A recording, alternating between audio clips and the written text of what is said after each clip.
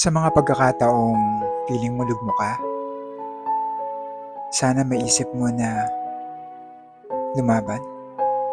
Sana maisip mo na huwag sumuko.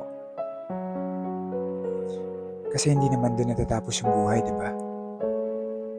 Kahit na mayroong mga taong umaalis, palagi namang may darating. Hindi natin alam kung kailan, pero naniniwala ako na palagi may darating. Na mas higit pa yung pagmamahal na makukuha natin at may bibigay nila sa atin. Kaya sana, kung feeling mo ngayon masyadong madilim,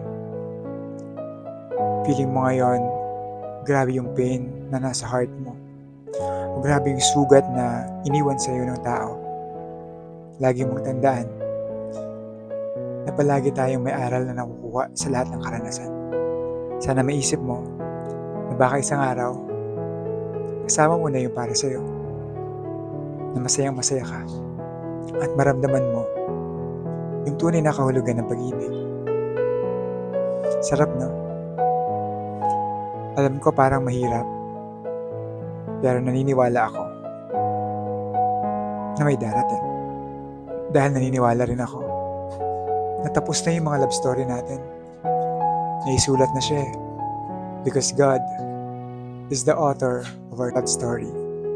And kung wala yung mga drama-drama, kung wala yung mga pain, kung wala yung mga challenges, or kung wala yung mga sakit na pinagdadaanan natin ngayon, or pinagdadaanan mo ngayon, hindi magiging maganda yung storya. Kaya sa bawat pain, sa bawat sakit, or sa bawat sugat na nasa puso mo, lagi mong tandaan na it will make you stronger and better person. Yun lang.